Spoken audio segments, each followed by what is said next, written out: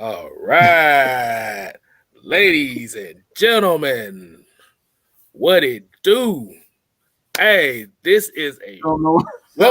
welcome back to Kicking It with Just Kstylz on Free Agency Monday. Let me introduce the fam over here. Like I said, you got on this side, you got Mr. Bad Mike Sports. Mike. The mad scientist. Yeah. Yeah.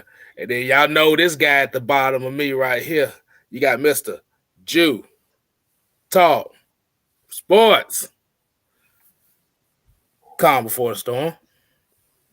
And this is your host here, Just Kstylz, the sixth man, the Enigma, whatever. What's going on, fellas? How y'all doing on this interesting 7:30 daylight time? It still looks weird out here.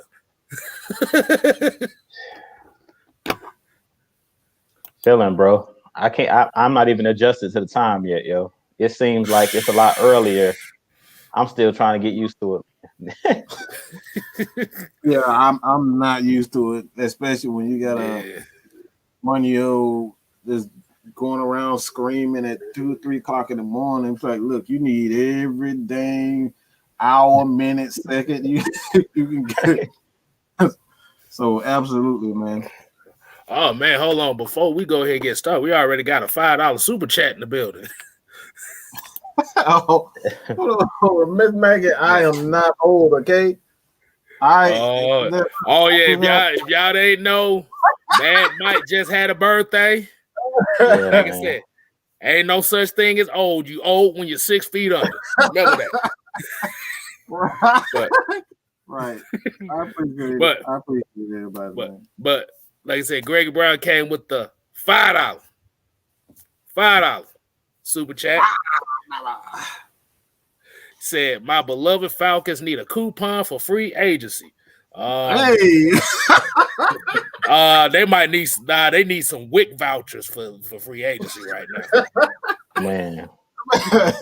Boy, if you see what these players going for right now, boy, Falcons ain't got a shot to get nobody.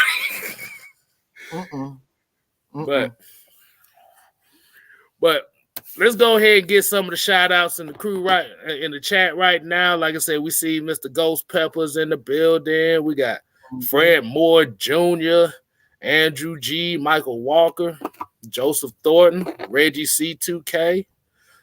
We got a new name here, Dalqualian Denning. What's going on, man? Welcome to the family, ATM 3405. Good, man. Tell your peeps about your boy, Mad Mike Sports, Atlanta Falcons, Nation Jew Talk Sports, and Just Kstylz. You got to type it in, Just Kstylz. All right? Exactly. That's how you do it. Tony, oh look, we already got damn comments in here. Tony Wright talking about it feels like we haven't seen you in 10 years. Oh man. You see the love we get already, man. Man, I love it. We get, man. That Asia talk about we so broke we can't even shop at the dollar store, boy. If you can't shop at the dollar store, man. Wow. Oh my God. This shit, that is booty right there, boy. It's just gonna be boring day for Falcons fans, but it's gonna be fun for football fans. I tell you that much. The 1 cent candy show. I don't know if you guys remember the 1 cent candy show, but but that's what we shopping at right now. 100 pieces for $1. Say can't even get 100 pair of socks for $10, man. This shit, that's just messed up, man. All right, but fellas, you know what today's episode is? It is the first day of free agency, and what a frenzy day it's been so far. Are there any signings that y'all seen that kind of surprised y'all right now, or is like what? I'll say this. I'm gonna start it off with this because I got to get this on my chest. I got to get this off my chest. But I don't like that comment from Drew Rosenhaus. Like, I don't know if you guys saw it, but it was essentially saying that his relationship with Bill Belichick over the last 30 years was came in big this free agency. And for me, just as a fan, I don't want to feel like the coaches and their relationship with agents, like that's essentially what what college the problem with college football. It's like the booters and the ADs and like all those guys, like they running.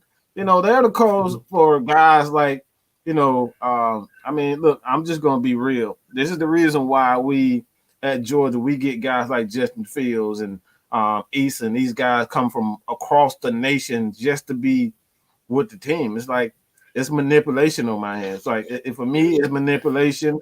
And I don't want to feel like as a fan, I'm just speaking as a fan right now. Like, I'm not talking about business and all that. I'm talking about strictly fans. Anytime you hear that shit, when you're talking about an agent saying he has a relationship, a 30-year relationship with him, and then all of the damn they sound like 6 people, and all of them from him. Bruh. Like, what the hell? All of them were from him, dude. Come on, bro. Like that's not. If that right there isn't tampering, I don't know what the heck is. Bruh, they spent $150 million on the first day of free agency.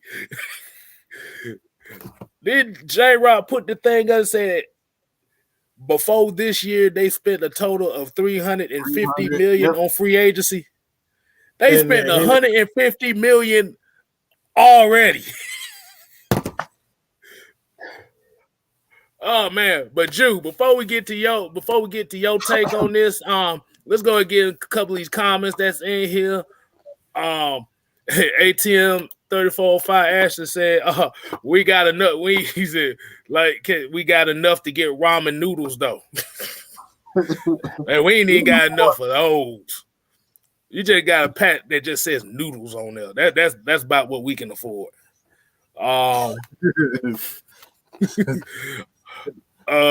David M says there is a reason why the Jets and Jags stay with huge money. Nobody wants it. That's what. Wow.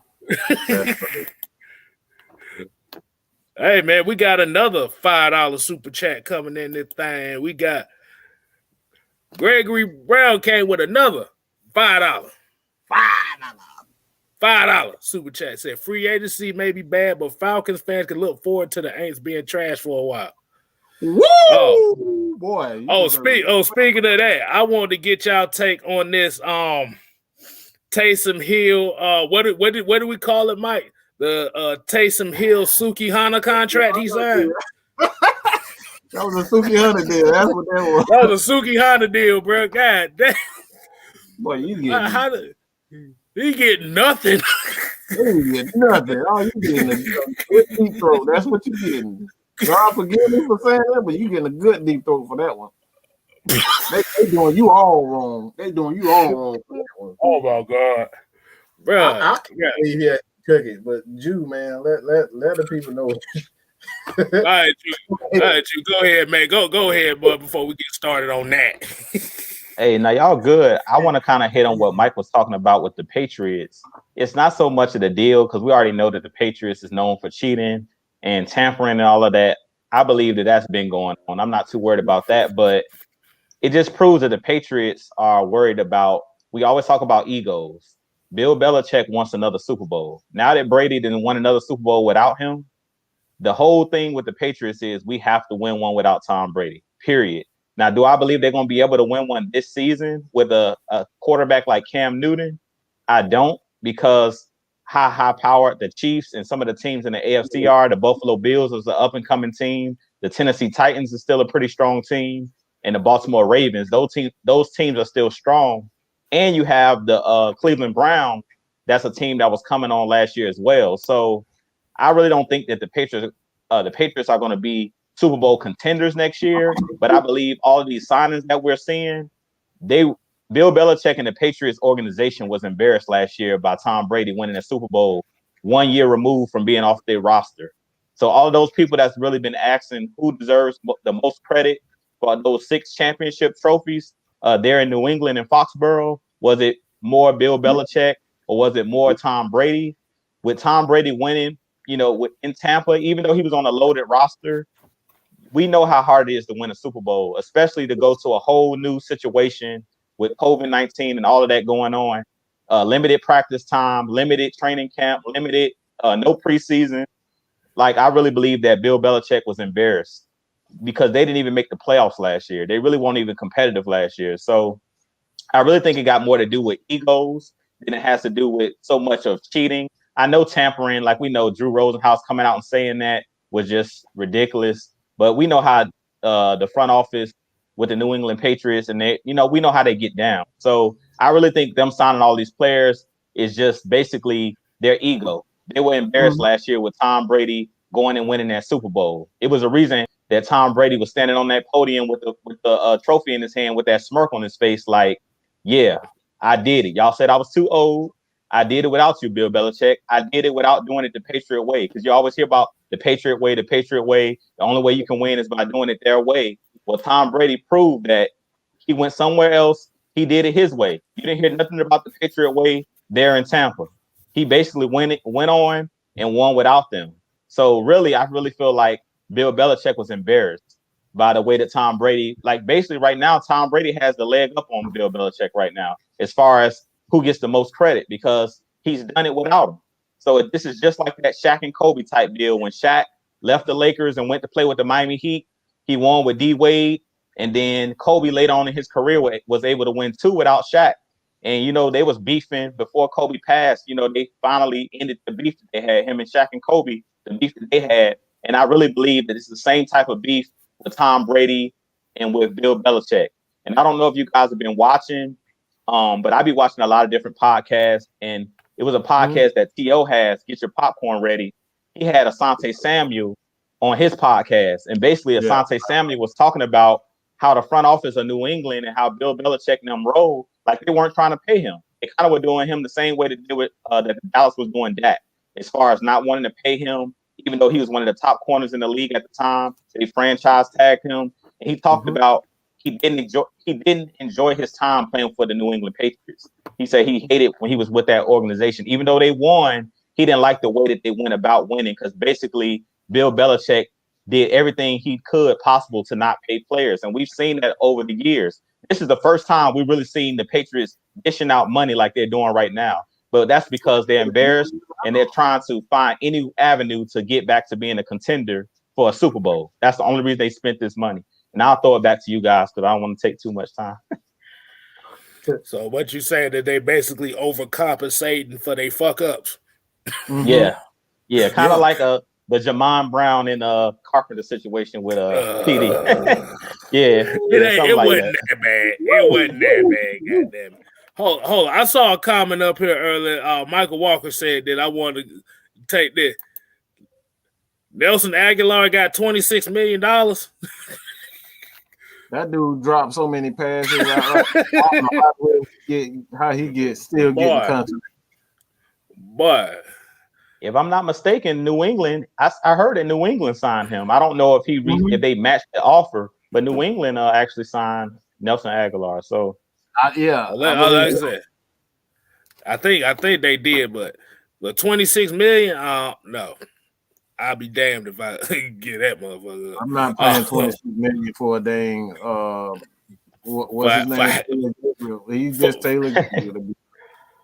I call him half-handed. He's half-handed, man.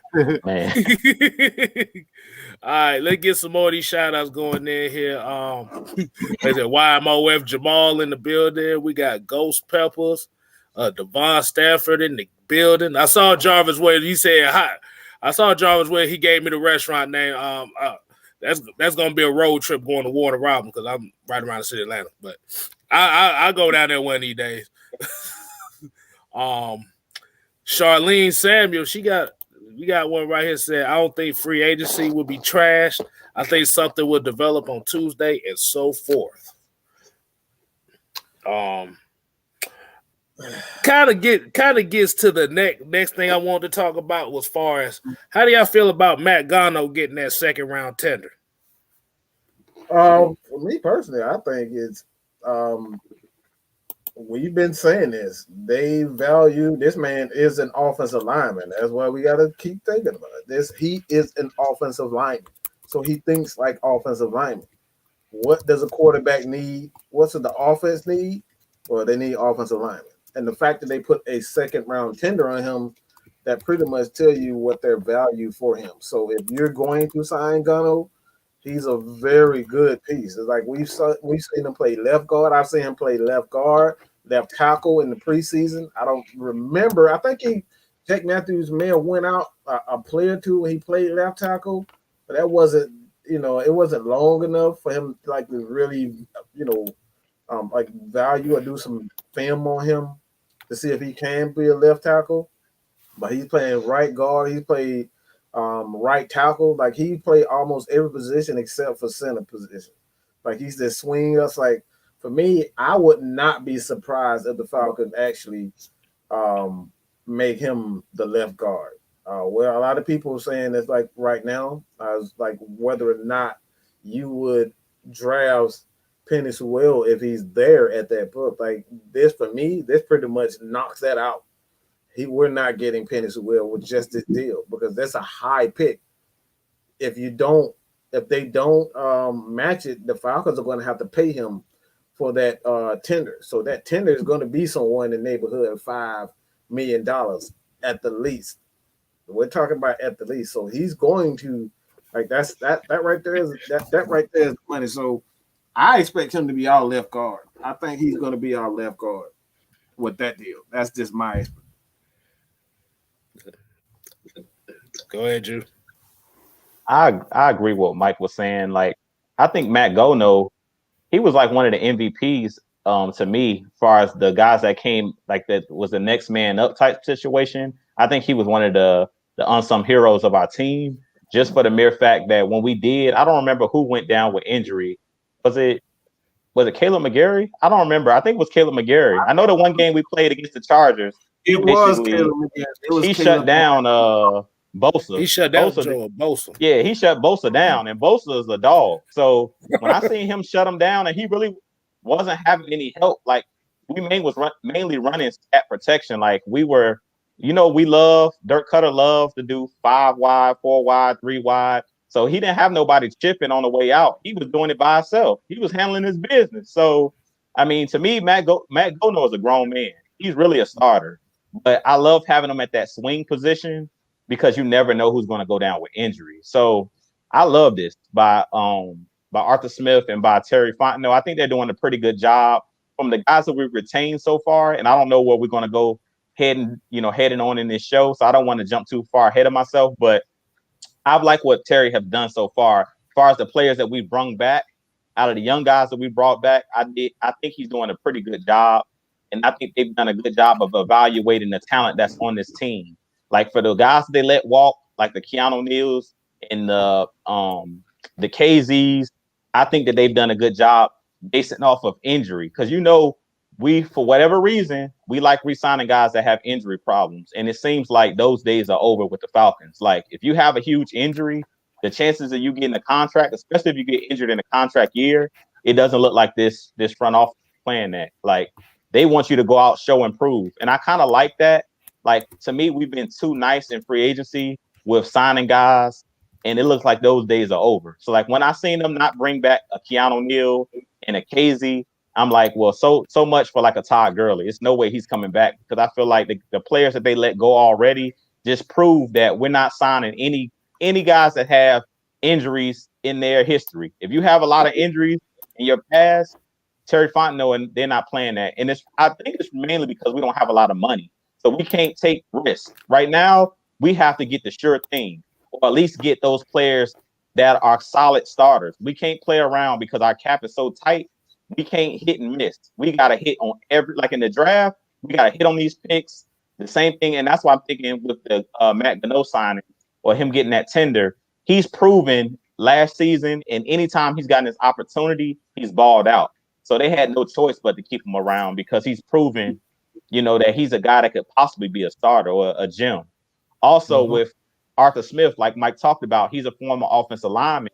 And we've talked about this on the Heavy Hitter Show numerous times. Last year, I believe our offensive line looked a lot worse than they really are. The whole team as a whole looked a lot worse. We should have won a lot more games than we won last year.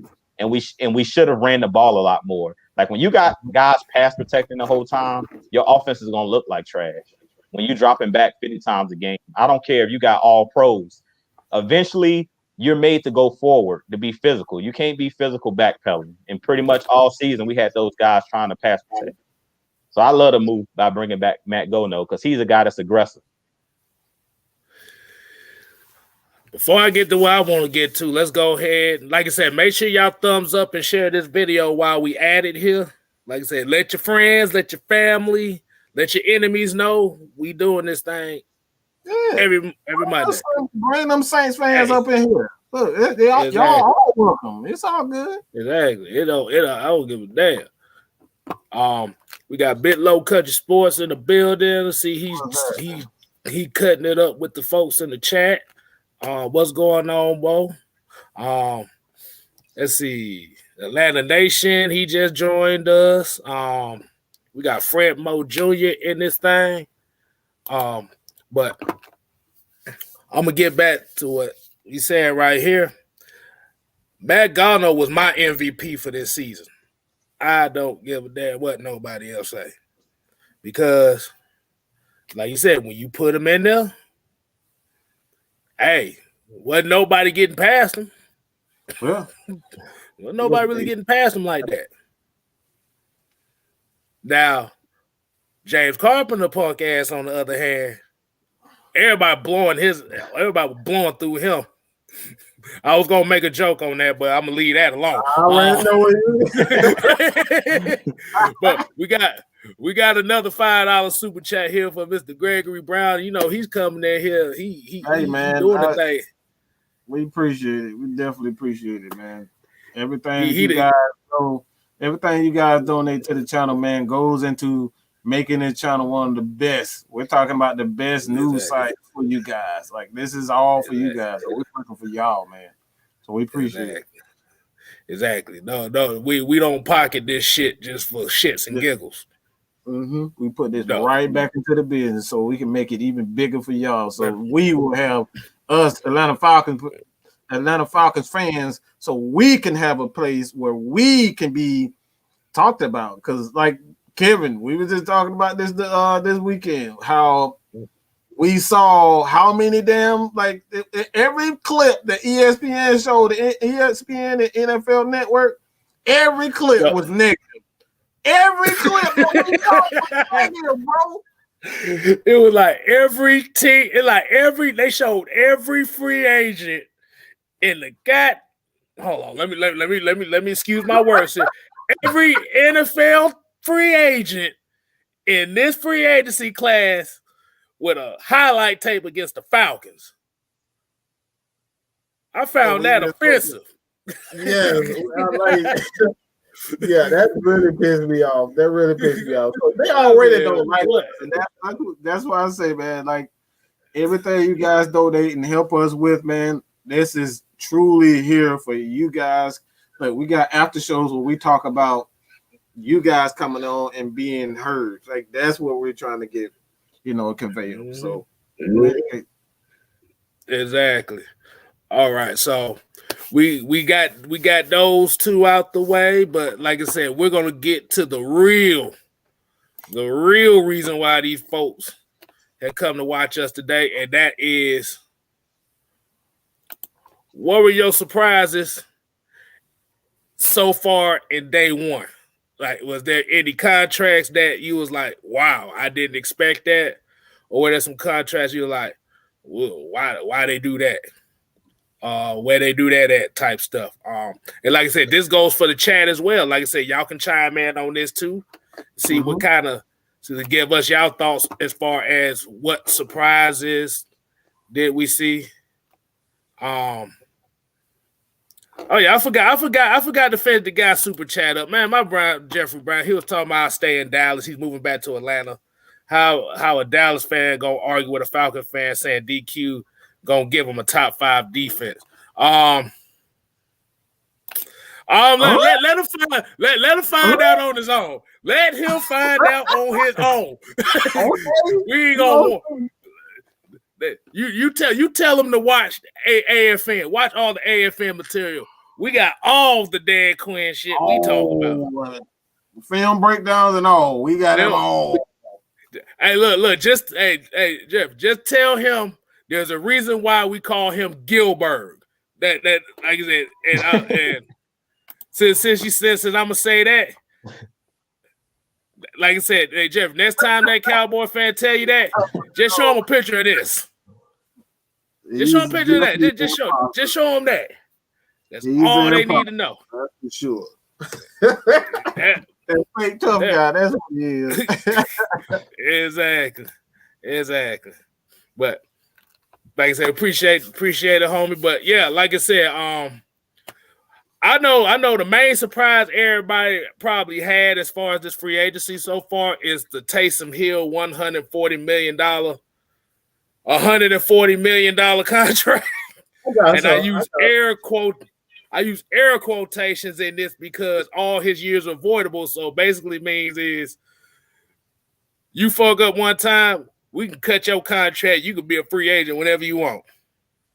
Go ahead, Jude. So I believe that to you. I'm on. Hey, I'm about to say because I remember because I didn't know the contract had. Mike had to tell me the contract himself. I said, "Wait, what? You sure about that? You sure about that?" Unless he playing the Falcons 16 games a season, I don't know about that. Right, but when I found out it was all his years were voidable, I like, yeah, this is a cop-out contract right here. Exactly. They finding every cop-out they can find. So basically just saying outside of his signing bonus and his roster bonus and shit, that's the only thing that's guaranteed on his contract. That's about $9 million out of a $140 million contract. That's just dumb, man. Ooh. You go ahead and take it, Jude, because go ahead, Jude. Well, I'll say the one that caught me by surprise because New England was signing everybody. They've been the most active so far in free agency was the Matt Judon signing. I was surprised that Baltimore let Matt Judon get out the door.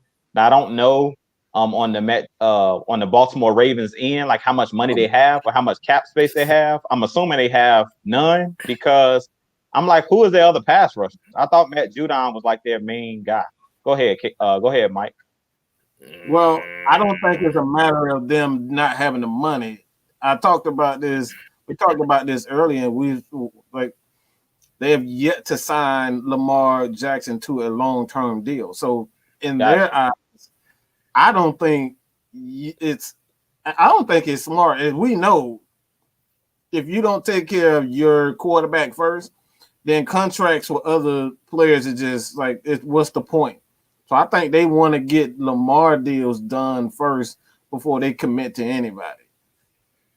Okay, that makes sense. I didn't think about that. I mean, that makes a lot of sense. I believe in paying your quarterback first. I mean, you got to pay your franchise player. We seen that in Dallas. We talked about that on the last show about them paying everybody but that. So I get that. But I was really shocked to see New England was able to get Matt Judon because I thought he was like their number one pass rusher. Because I believe they let him go and they lost Yannick Ngakoue. Now, one thing I can say about Baltimore is they understand how to draft. You know what I'm saying? Mm-hmm. Draft those players. So I'm not too worried about Baltimore because I know they know how to draft the trenches. So I'm pretty sure now that we've seen this, the Falcons, we better take some trench players early because Baltimore, you can book it. Duke said it first. Baltimore is definitely going to draft the edge player. Now that they let all these guys walk, they have no choice but to draft edge players or draft guys in the trenches. So hopefully the Falcons are paying attention to this and we go out and draft some guys on the edge and on the inside. Because one thing I can say about Baltimore, I can give them the benefit of the doubt and letting guys walk the biggest reason I was afraid, because we still don't know what players out there. I really feel like with the Falcons, it's still some players that might get cut. Like it's still looming. The Dante Fowlers, you guys know I'm a big Dante Fowler fan. I don't want to see him get cut. And the reason is because in the past, we don't understand how to draft in the trenches. So I'm all about, if I've seen you do it before, I've seen Dante Fowler when he had running mates get 11 sacks. When he was with the Jaguars, he was a beast. When he was with the Rams, he was a beast. So that's why I'm big on bring him back and just add to it, because our defensive line is shambles. But that was the main guy. The main two were Jonnu Smith. That's another one for New England. He got a big contract. And I was surprised because he was a name I kind of had linked to the Falcons because his familiarity with Arthur Smith. I was really surprised to see New England pay him all of that money.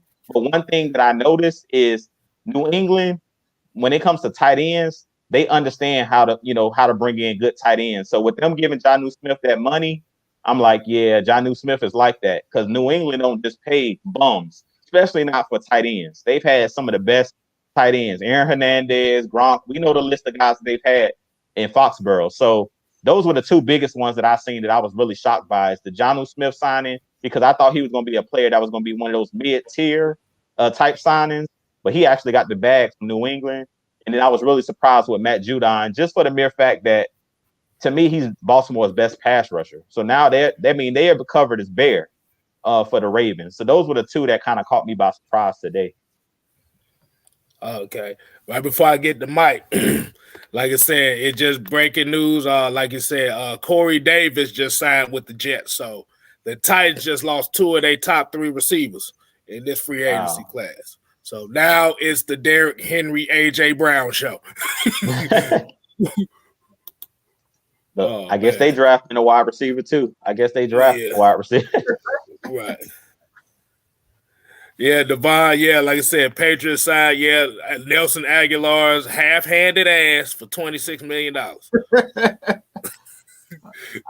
If it wasn't, look, I said it like this: if it wasn't for Nelson Aguilar 2 years ago, we would have started off 0-8. If it wasn't for Nelson Aguilar, so that's one good thing he did. Wide open drop on the sideline. Exactly. Hold on. Reggie said, how many free agents can we sign tomorrow? Arthur Blank just got his stimulus check. Man, that man is a stimulus. That motherfucker, hey, don't even shit. We ain't got nothing. He ain't finna be spending his stimulus check on none of this. He finna use the team money for this shit. Free agency does not work. I'm gonna just say this: free agency does not work. It does nothing for your team. Every once in a while, you may get a guy that turns into a superstar, but like most of the time, 9 times out of 10, free agents don't come in and just be immediate superstars. Like you're essentially. There's a reason why. You always say this. There is a reason why they let these guys go. Okay. Some guys peek through, other guys don't. But for the most part, these guys are free agents for a reason. So we got Yannick Ngakoue. You got guys like Todd Gurley, who were former stars. A lot of these, like even Jonnu Smith. Jonnu Smith was a very good tight end, but like, is he a number one tight end? I don't think he's a number one tight end, but I think the Patriots have a plan on how they're going to use him. So that's essentially why they're going to use him in their offense. But it's like a lot of these guys in free agency, it's like, I know they sound good and they may look good on paper, but like we just did a whole damn show on former free agents from the Atlanta Falcons. Do we need to go through that again? Do we really need to go through that? Man, we having a good show. We don't need to get depressed after listening to that shit. Free agency really doesn't work the way that you guys think it does. It really doesn't. How many times have we signed guys and we think, no, the reason why we even got Johnny Abraham is through a trade. Tony Gonzalez through a trade. Like most of the big deals that we've had with our team has become because of a trade. So free agency, man, it's like I don't get too excited or too up or too down when it comes to free agency. There's like only one signing that in the last 10 years that we really did well on, and that's only because of his tie to Kyle Shanahan, and that's Alex Mack. Like, he was set on coming here because of Alex Mack. So unless there's but even with that, there's so many players there's so much turnover in the NFL that you're not going to see a lot of guys stay or go to this team or go to that team because of a coach. So it's like from year to year, you never know what you're going to get from these players. So it's like even the money that they're getting is not good enough, to keep these guys around. Like, these players are going to go after that bag, man. So it's like I don't really even put too much stock into free agency. A lot of these guys are just free agents for a reason, and they just looking for money. Not really great players, but they're good enough players. So that's where I see it. Okay. All right, we got a couple comments I just saw here that, like I said, I want to highlight here. Ultra Shadow 97, he's coming to talk about where the Patriots getting all this money from. I'm jealous. Shh. You seen their roster from last year? Why they got all that money? Half of them didn't even play the season. Half of them didn't even play it. Come on, Exactly. You know whatchamacallit. You know Robert Kraft got them ties too, so he got money. We not gonna say what ties he got, but he got ties. So we know that part. Exactly. Young Sizzle came with one. He was talking about any safeties y'all looking at. But you talk about as far as the draft. I think everybody here pretty much has a different safety that they want. That kind of is in there. I'm gonna let Mike get his safety out the way. Like, what safety in this draft are you looking at as far as who would want for this Falcons defense? I want Cisco, man. I just want Cisco. I just love his aggressiveness. It reminds me of Buda Baker coming out. Like, Buda, when he came out, he was one of my he was the top safety for me. The Falcons need a safety where, like, I don't care about being able to tackle as a safety. I don't give a damn. Like, you can draft anybody. Like, you can put anybody on the field that can tackle, but, like, consistently tackle like Keanu Neal, maybe not. But that's not what you want your safety to solely focus on. You want your safety in this current NFL is to be able to not only tackle well, but he got to have that range. We don't have a lot of range at any of our safeties. Like, Ricardo Allen was always 2 years too late and stuck in mud. Keanu Neal was always stuck in mud, but when he got you, he got you. It's like, that's not the NFL we're talking about now. The game has changed with safeties and, like, with the defense in itself. This is why I say the Falcons defense was outdated, because they didn't blitz. They used the same, schemes over and over again, just cover three. This NFL just got too many athletic guys. These guys are just, you got too many Tyreek Hills out there. You got too many Turbo Taylors out here to be playing the same scheme over and over again. So for me, I think we got to get a guy like, I know a lot of people saying Trevor Moore. I really don't like him because he reminds me too much of a Keanu Neal. But I want a guy who can do it all. And I know for a fact, when you look at Andre Cisco, this dude ain't got no problem with doing it all. That dude will line up anywhere and he will make his impact felt. That's what I want from a safety, because we've seen safety that was incredibly smart, Ricardo Allen. We've seen safeties that can knock your block off, Keanu Neal. But we haven't had that safety that can do it all, that has that playmaking. It's like Demonte Casey was supposed to be that, but it's like his athleticism is just not there. It lacks from a lot of free safeties in the league. So he doesn't have that athleticism. Now with that Achilles injury, we don't know if he's going to be the same, the same safety. So I got Cisco coming out. Cisco is my dude, man. I agree with you, Mike. I like Cisco, but just to say another name, throw another name out there, since you already talked about Cisco out of Syracuse, I also like Richie Grant out of UCF. I think he's another safety that's extremely smart.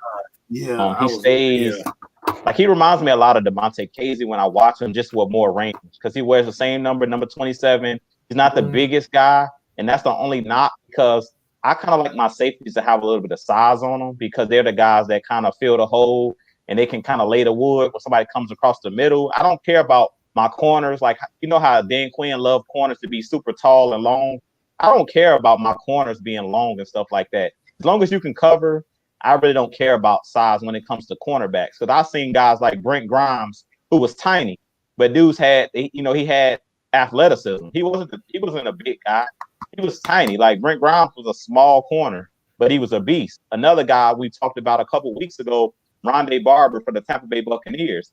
He was tiny. Like he didn't have the size as a DB, but he just had the awareness and he knew how to jump routes and things of that nature. He was just extremely smart. So when my cornerbacks, I really don't care about size, but when it comes to safeties, I kind of like my safeties to have a little bit of size on them. So that's the only knock on Richie Grant, but he has the range and he's a ball hawk. So I like Richie Grant. He's another name y'all might want to watch out for other than Cisco. I think Cisco is a little bit more physical because Cisco can do it all. Like Mike was saying, he'll hit you. He can cover. He's kind of like an Ed Reed where he can do everything. He like a Troy Polamalu where he not only can come down and tackle and things of that nature in the box, but he also has that range.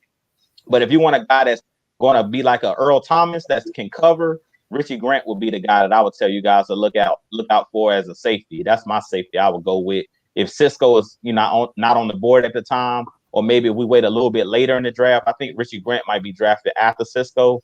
So he's the guy that I would say look out for out of UCF. I like Richie Grant a lot. I'm gonna put my Kstylz spin on this topic right here. I don't give a damn who they get. It's gonna be a major upgrade of what we had. Let's be honest. Like I said, I respect what they did, but bruh. Keanu can't cover. I love Keanu to death, but he cannot cover. Keanu can't cover. Ricardo Allen late all the time. KZ trying to be crazy. KZ. I don't care. Like that, they all look better than what we had. But let me hear a couple more of these comments here. Like I said, wifey said, "Do it right, get the ring long overdue."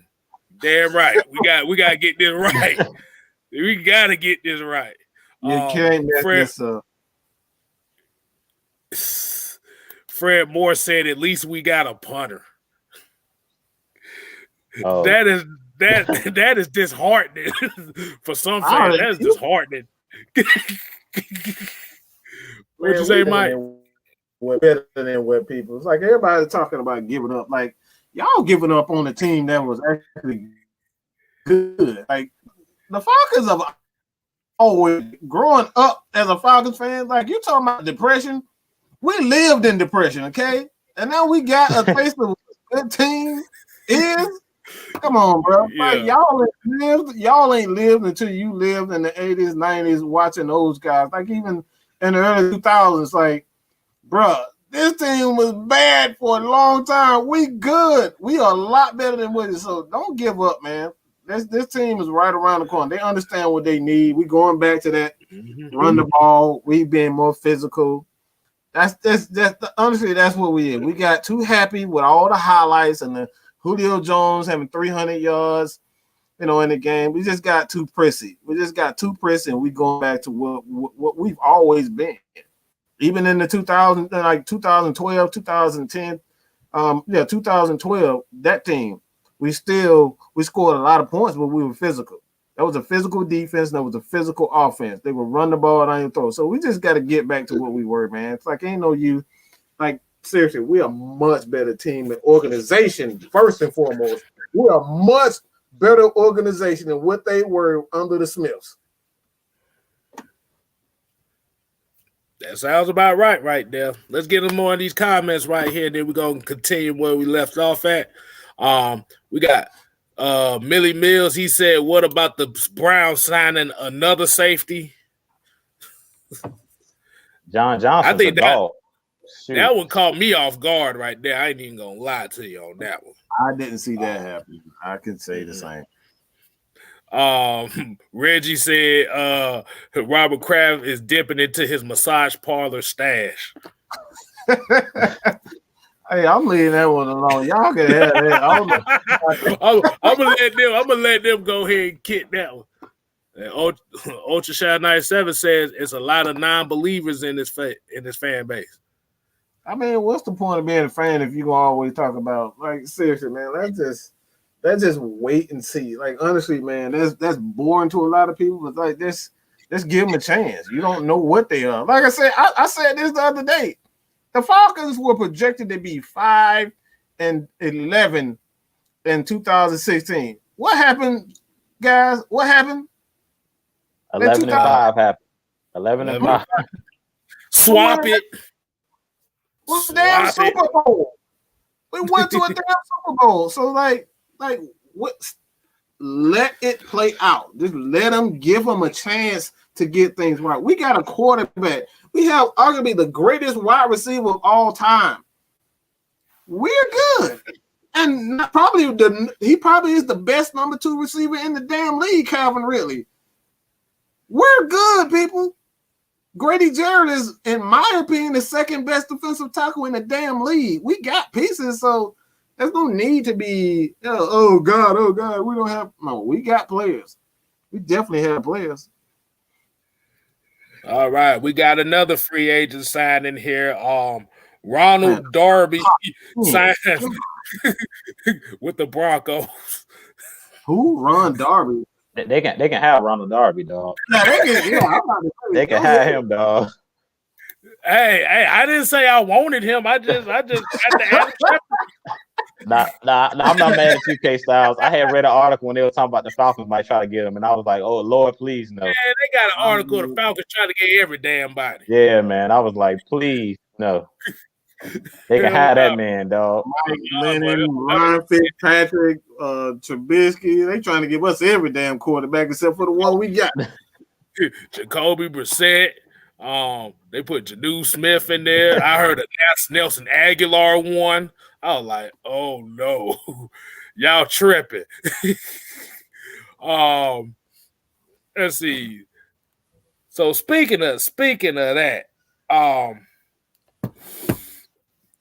look like Tampa Bay is reloading up the old farts again. Kstylz, I'm glad you went there, dog. Go ahead. Look, Jude, before you get there, let's get a couple more of these comments and more shout outs in here. We got Humble Brando in here. Now they say Daniel Connor, Mr. Lee the third, Donta Spakes. Like I said, we got Young Still in here, Charles Cole. Also, go ahead and hit that subscribe fan, trying to get us to 1,000, man. So check that out. Sorry about that. You good, man. You always got to plug it in, man. We got to plug it in. Let these folks know what we do around here. And Devon Stanford called Ronald Darby the toaster because he always getting burnt. He damn sure was. Oh, man. We got a $2 super chat here from Drop. What's good? That's my boy. He said, you guys see Kenny Vaccaro being a target? Yeah, my boy Michael just talking about him the other day. Kenny Vaccaro. Yeah. I'll say this real quick. Go ahead, Case man. I don't think they're gonna go for him. To be honest with you, unless you're gonna be, like I said, unless you're gonna be using the EBT debit card, I don't see them getting him no time soon. The reason why I even give him a shot. The reason why I even give him a shot because of the relationship with Fontenot. Like outside of that, like we can't disregard the fact that these guys, when all else fails, they're gonna go back to what they are comfortable with, and they are comfortable with guys with that know. So, like that's the reason why I say he is a candidate. You brought up something. I believe it was you who brought this up that a lot of the Atlanta Falcons are essentially. Right now, they're just cleaning house on guys that have had long history of injuries, and right now those guys don't fit with what they want with this new regime, because a lot of people don't know that, like, the Falcons have been, like, we're talking about major injuries. I think he had like 3 or 4 players, like, for the last 2 to 3 years on IR. Like, the Falcons, their injury history has not been good with it. So they fired the Falcons fired every day. They fired the GM, the assistant to the GM, the training staff assistant. They got rid of everybody. So, like, I don't think that I honestly just don't think, the Falcons are just not going to go after guys that we are accustomed to seeing. It's going to be we're going to find a lot of hidden gems for a lot less money than what you're seeing right now, because everybody's spending money on players that we are comfortable with seeing. But sometimes even those players that you're comfortable seeing don't really contribute the way that we expect, man. Okay, definitely.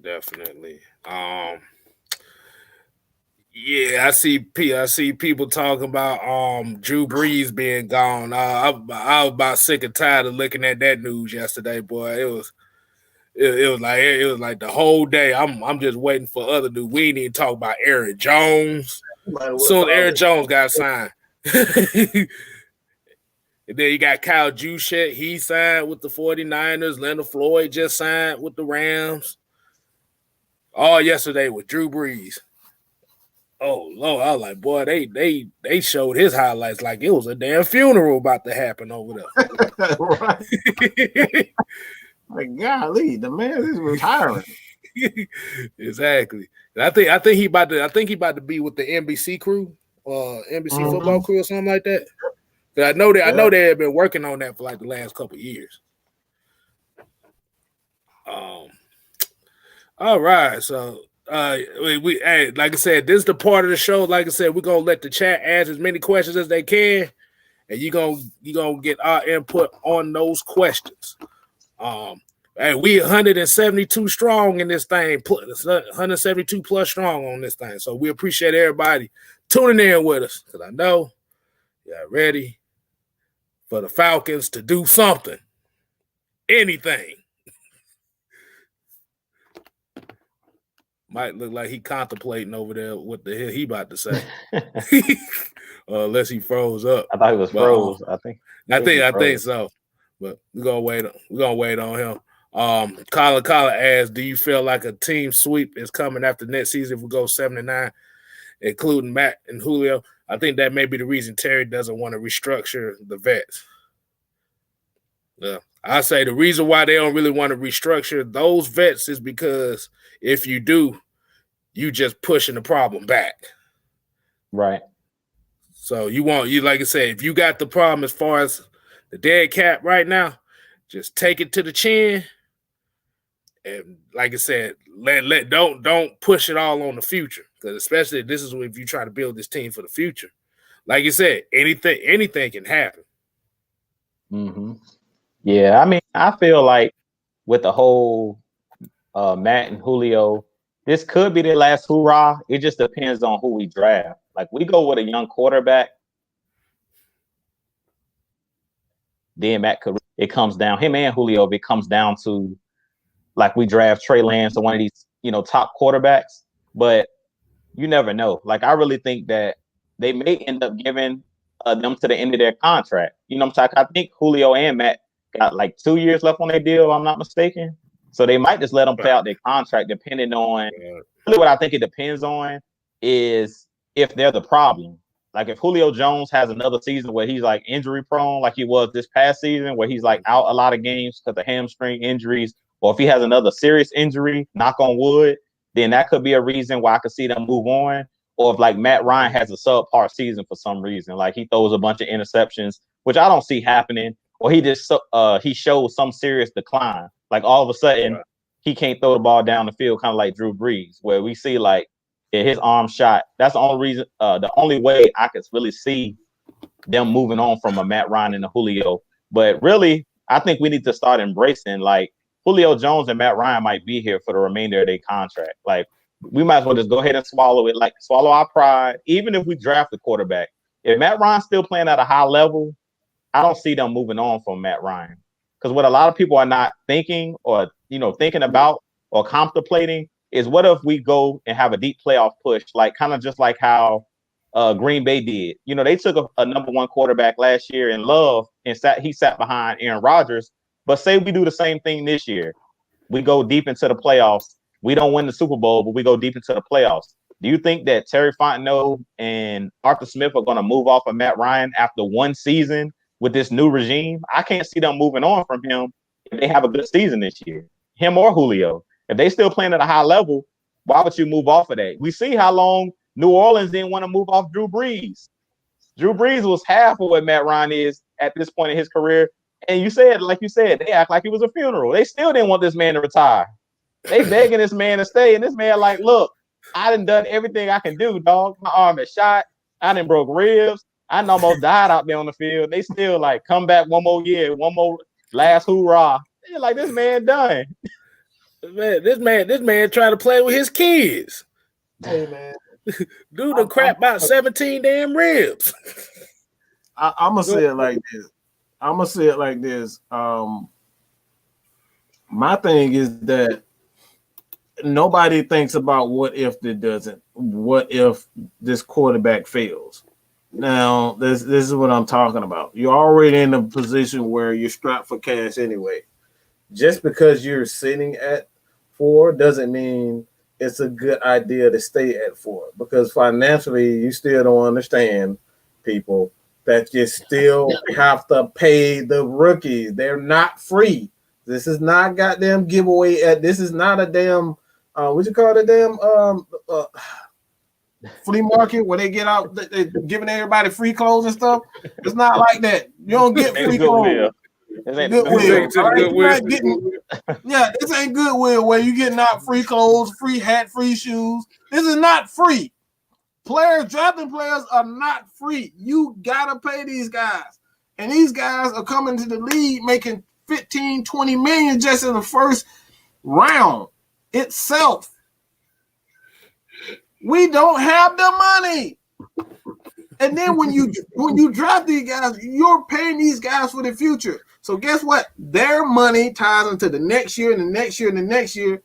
And the way that NFL, the salary is going right now, it's like, look, this man just got $500 million. $500 million to play quarterback. So the market on these quarterbacks are going up. And they're prorated. Anybody know what prorated means? Everybody know what that means? You got it, that's it. It's up. You're going up. It goes up every year. It goes up. So that's more money you're giving these guys. So be happy with what Matt Ryan and Julio, they're only getting paid. Just take this. I'm gonna say it like this. I'm in with this. Julio Jones is getting paid the exact same amount as Slant Thomas right now. Almost the exact same amount as Slant Thomas. And you take that to the goddamn bank. Take that shit to the bank. Hold on. Ghost Peppers, they came with a comment here. I think Mike go look at this and just look crazy as hell on this comment. Look, Ghost Pepper said the Cards are releasing Robert Offer. Whoa. But he said he never played a game for him because he was injured the whole time. Hold on, they just signed him. Hold on. They re-signed him, I think, though. They re-signed him. I think they let him go and then they re-signed him because they wanted to sign him at a lower. Yeah, they signed him for a cheaper deal. They did cut him at one point. Yeah. Oh Lord. I guess for every flag that he could have potentially had, they lowered the price, huh? Hey, they were smart, man. Whoever manipulating their cap, we need to learn how to do that. Cut somebody and bring them back, even if we want them. Matt Carrolley talked about it. Y'all go back and watch the show when Matt Carrolley came on. He talked about it. They're going to ask Dante Fowler, look, take a pay cut, which basically is cutting the player and re-signing them for less. That's the same thing, basically. Restructuring is the same. You just asking the player, look, this was your numbers last year. Let's rework some stuff. We're not trying to, cut you, but he talked about it. If he's not willing to do that, they might have to cut him. if he ain't willing to roll what they asking him to do, depending on how bad we need the money, because regardless of it, we got to get under that 182 mil, regardless. When the league year start, we got to be up under. It don't matter who we got to cut. We got to get. It's a reason the Saints cut their whole team because they don't have no money. They over the cap, dog. Because you actually get penalized as an organization if you're not under the cap. So as an organization, it's either you get under the cap or you get a huge fine on top of it. So you make the choice. And possibly lose draft picks and stuff like that. So nobody ain't got time for that. Right. Oh, my bad. I was looking at my phone. I guess the Patriots just signed another receiver. Kendrick Bourne out of San Francisco. Boy. God damn, boy. Lord have mercy. Boy, they going all in this year. But Tony Wright. They finna sign me in a minute. They've been had Jude Talk Sports at the special teams. Special teams gun up in this damn thing. Hey, shit, y'all got a good water boy position. I'm available. Shit, fuck it.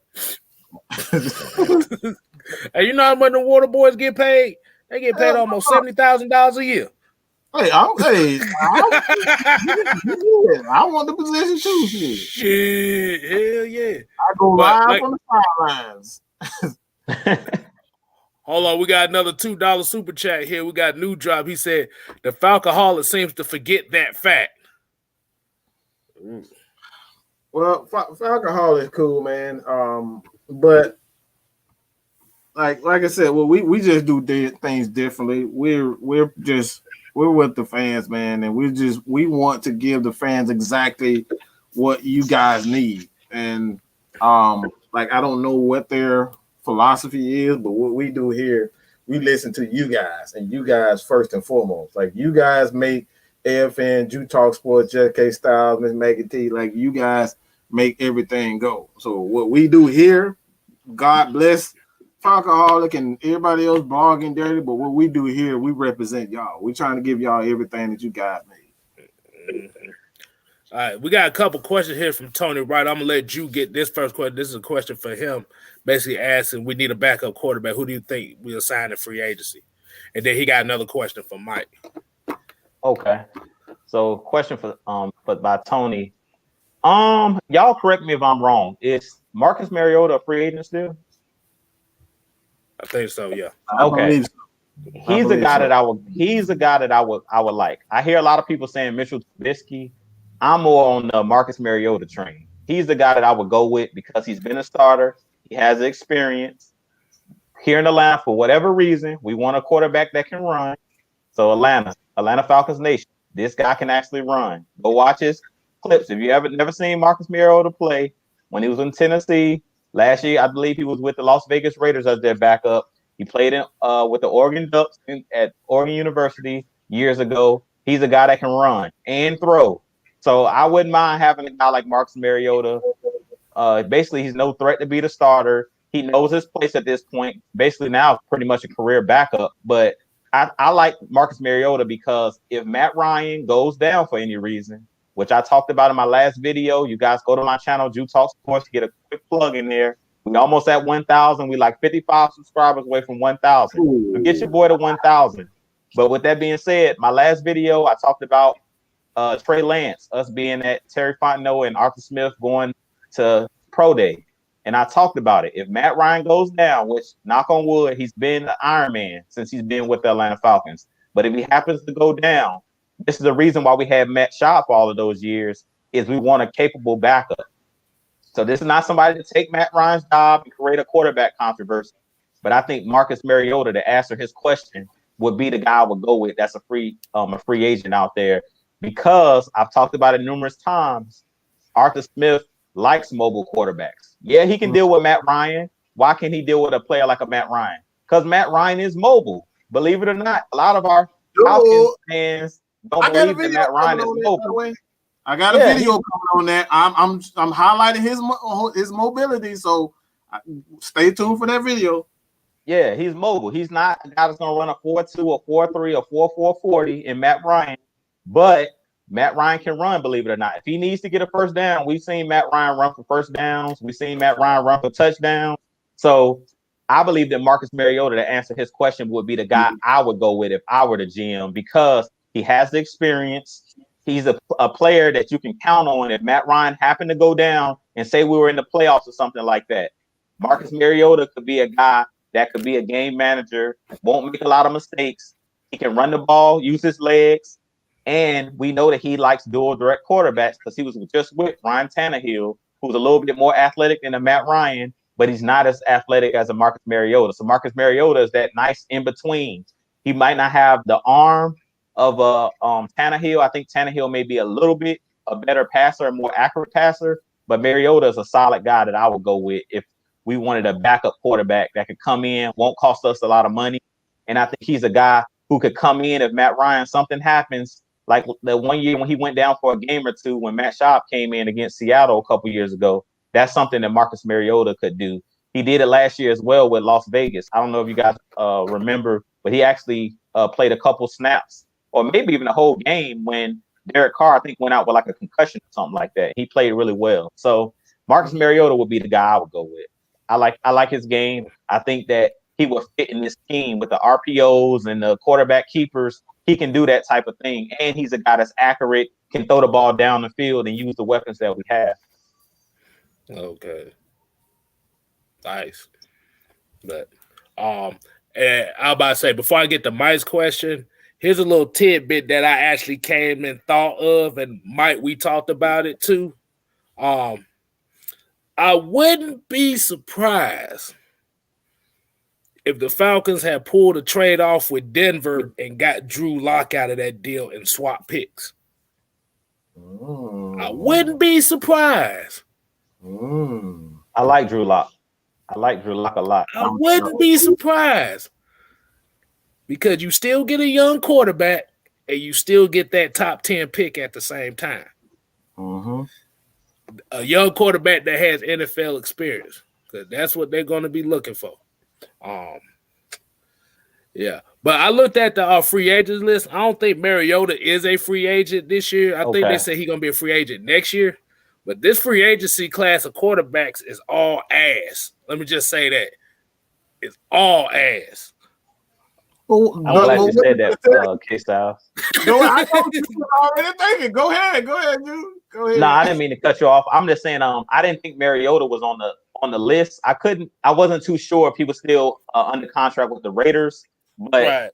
And I didn't mean to cut you off, Mike. But all I wanted to say was I haven't been looking at quarterbacks. So for all the fans in the chat that's asking about quarterback is not the problem. So I haven't even really been looking at these quarterbacks, to be real with you guys. The only quarterbacks I've been looking at are in the draft class, and that's because I've been doing my draft board. But I haven't been looking at like quarterbacks like the Fitzpatricks in the world and those guys. I haven't been looking there because to me we're straight at quarterback. Like I feel just like everybody on this panel feels here at Atlanta Falcons Nation.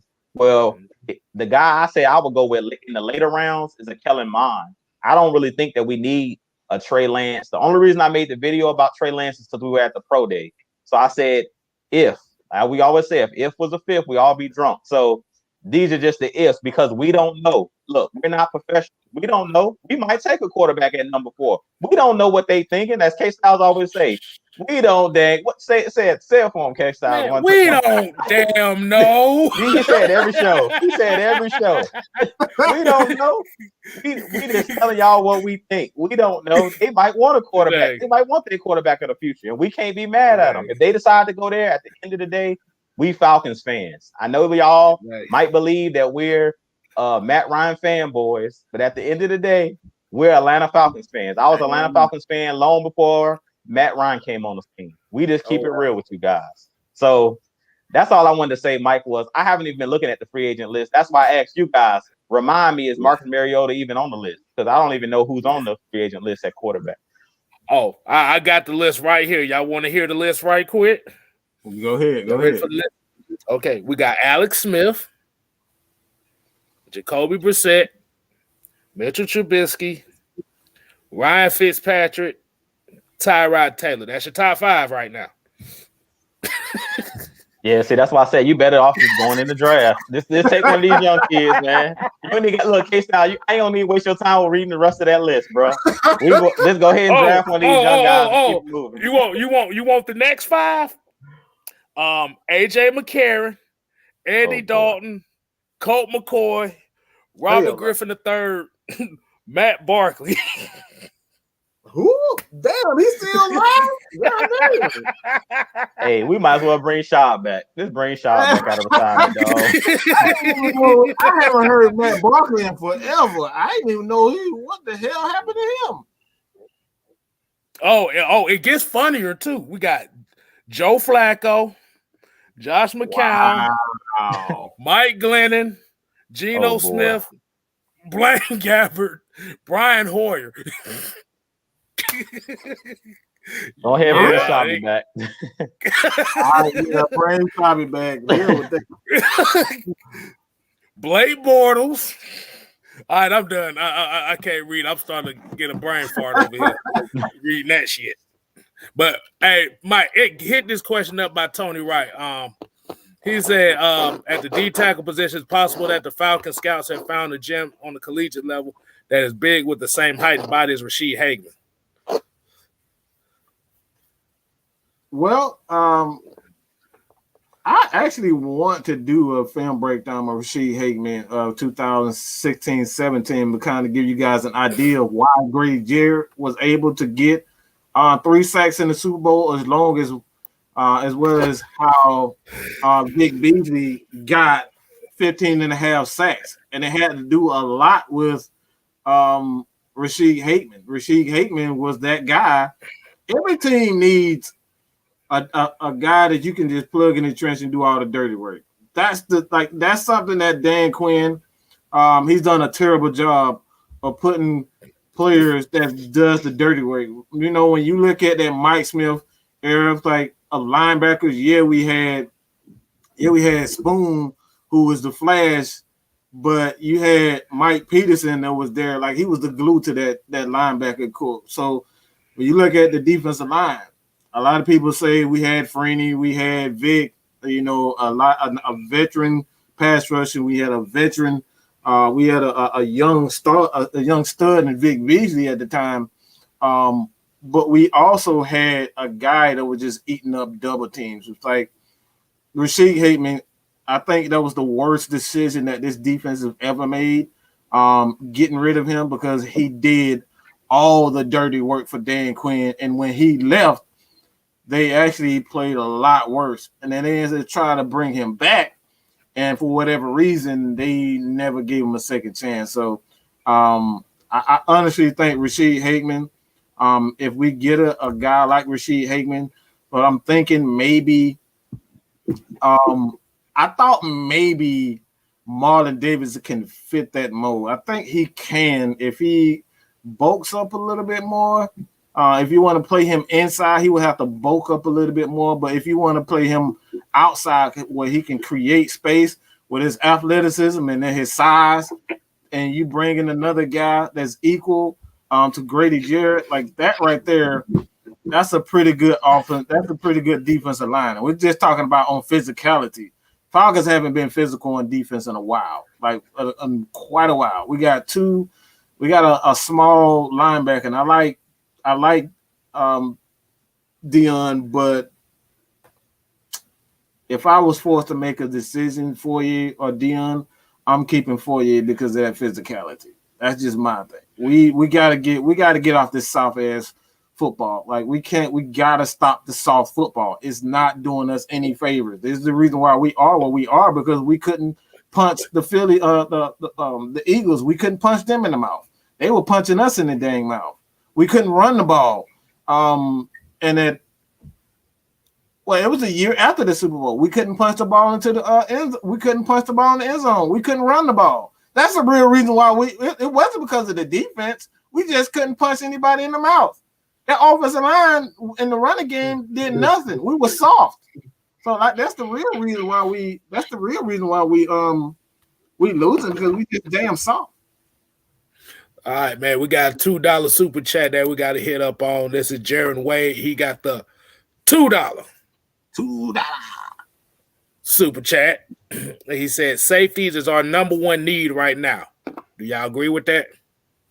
No, I don't agree with that. I think we do need safeties. You can draft some safeties. My biggest problem with the Falcons, we talked about it. Mike just hit on it. Y'all know what I'm finna say. The trench, defensive line, offensive line. I know it ain't sexy. That's what you need. Did y'all watch the Super Bowl? We the Kansas City Chiefs. The Kansas City Chiefs are sexy. They real sexy. They got all the players you want. They fast. They do all of the stuff. They them guys that you see at the combine running 4.2s. They them guys like dang, they can jump high. They can do all of that kind of stuff. But what happened when they went up against the Buccaneers that had an elite defensive line? All that cuteness, I didn't see Tyreek Hill giving nobody the peace sign. I seen Winfield at the end of the game give him the peace sign. He ain't do no backflips. He ain't do nothing. They shut all of that down. And that's what the Falcons, like, basically, that Super Bowl should have been a snapshot of the Falcons. Like, we have to be physical. The game is won up front. If that didn't teach you nothing, if the Super Bowl didn't teach you nothing, it taught you that the games are won in the trenches up front. If you look at the Buccaneers, I've talked about it. How do you finish games? They ran the ball with Leonard Fournette, and they got after the quarterback. That's how they won a Super Bowl. Believe it or not, everybody just sees, well, Tom Brady got the MVP trophy. He shouldn't have got the MVP trophy. That defensive line and that defense should have got the MVP trophy of that Super Bowl.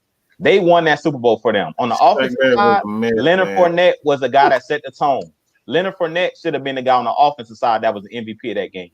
But on the defensive side of the ball, the defensive line won that game. Everybody's talking about Levante David and Devin White and how great those guys are. Mike was just talking about Deion Jones. I think Deion Jones is great. I think Foye Oluokun are great linebackers. They may be the best tandem in the game. They're just as good as Levante David and Devin White. What's the difference? They don't have the defensive line that the Buccaneers have. Swap linebackers out and give us Devin White and give us Levante David with the same defensive line we had last year. They're going to look just like Deion Jones and the Foye Oluokun. And if you swap them on the Buccaneers, Deion Jones, they'll be all pros. You have to have the guys protecting you up front to let you roam and get after, get those tackles. And I've seen so many times last year where the offensive line is getting to the second level blocking Deion. Deion is a small player. He's a small linebacker, but so is Devin White. Devin White is a spitting image. He played at LSU. If you look at those guys, they're the same player. Go look at their measurables. They're the same exact player. Devin White and Deion Jones, they're the same player. The difference is the defensive line. So we have to get back to dominating the defensive line and offensive line. If you can control the line of scrimmage, you're going to win a Super Bowl. What happened to the Chiefs last year? I'm going to talk about it in the Super Bowl again. No left tackle, no right tackle. What happened? They got demolished. Even though Pat Mahomes can run, he can throw the ball 100 yards. That don't mean nothing if you don't have no protection. I mean, squat. So basically, Jew, what you're saying is the Kansas City Chiefs were the Instagram models with the OnlyFans pages. That's it. And Tampa Bay was the average looking chick that work at Walmart. Yeah, that average looking chick consistent though, dog. That consistency, dog. It's that consistency, dog. It ain't sexy, but it win, dog. Hey, look, they got that trophy at the end of the day. The Chiefs was sexy and losing. Exactly. Like I said, like I said the last show, I said you got a shiny quarter and you got a dirty quarter. They worth the same. That dirty quarter might not look attractive, but guess what? You clean that motherfucker, it still spins. Right. Oh Lord! Look what I just look what the Red Pearl said. He said the average looking chick always give better performances. Oh Lord! No. We can't do that. We can't do that here. We can't do that. That's a lush exchange topic right there. Wednesday at 9 p.m. All right. Hold on. We got another super chat here from New Drop. He said, if it was possible to work a trade for Daniel Hunter, send them Fowler, use some of those comp picks, maybe McGarry, and let Gono take over. Now they ain't getting rid of McGarry. Nah, that ain't happening. This is McGarry is a Arthur Smith type of offensive lineman. He likes that kind of offensive lineman. Mm-hmm. And Danielle Hunter coming off a serious injury. We just talked about that. The Falcons ain't having none of that. If you say you broke a nail, they looking at you. They putting you through everything, dog. We taking everybody through the rigmarole. We thought the Tat McKinley couldn't pass a physical. We checking every record you got, dog. Terry Fontenot ain't playing no game, dog. They scraping through with a fine-tooth comb. Hey, wait a minute. You got a scraped knee. Wait a minute. Hold on. How serious was that? They ain't playing, dog. Oh my God, y'all ass is crazy, man. But yeah, that Hunter, like I said, it's a risk behind that. He's good. He good. But like you said, injuries, like you said, we cannot go through another season with having injured linemen. I refuse to.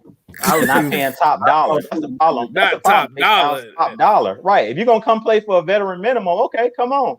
But if you're trying to come over here and get the bag, that ain't happening. Especially not coming off no injuries.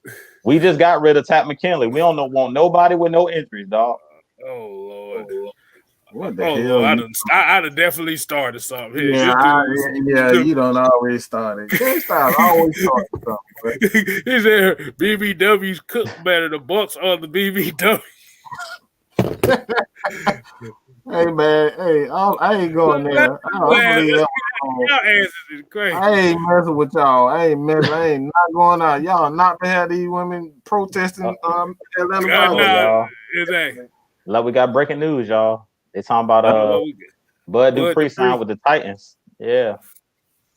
Hold on. Wait a minute. Is that really a good deal though? I mean, didn't he tear ACL or something? Hey, he coming off an injury too. That's why the Falcons.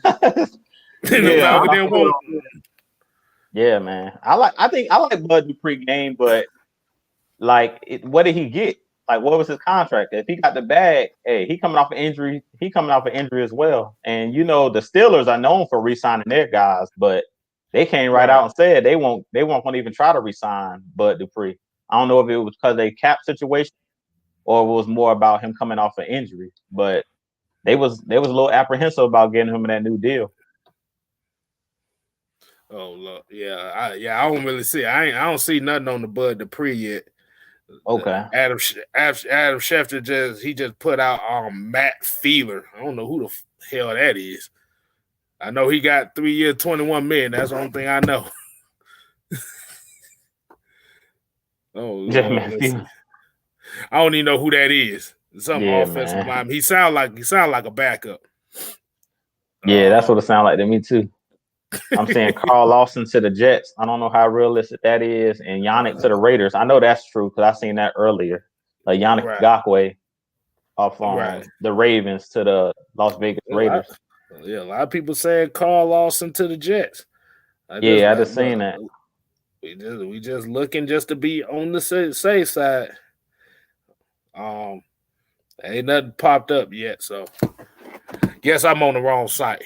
But yeah, it's crazy, man. Like I said, we got any more questions up here in the chat and everything.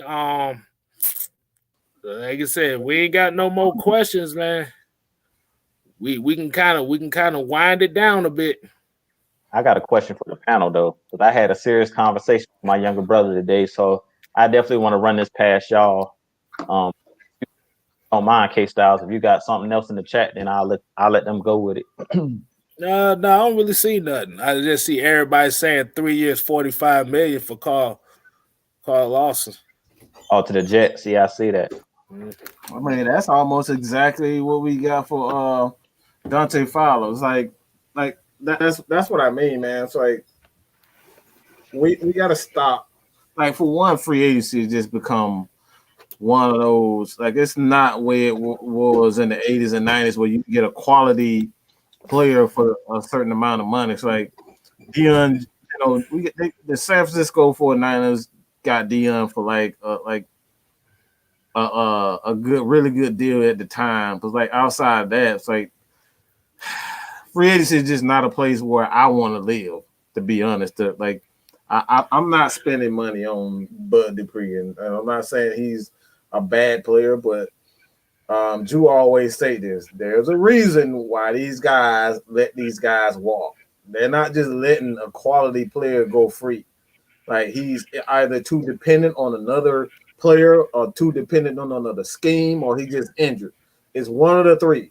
So there's a reason why we've seen what even Dontari Poe, like Dontari Poe was perfect here in Atlanta, but he wasn't the perfect guy in Kansas City. He was the perfect guy here in Atlanta because he was, that the complete opposite of what Grady Jarrett was. Grady Jarrett needed a space either so he could be able to be even more effective. Like that was one of his best years playing with Dontari Poe, but Captain Idiot ended up letting him walk and pretty much killed that chemistry that they had up front. So I'm just not into spending money in free agency, man. That's just me. I'd rather get a quality veteran guy to kind of be a stop, he can come in and a stopgap for the most part, but I'm not bringing him in to be a 5-year starter or anything like that.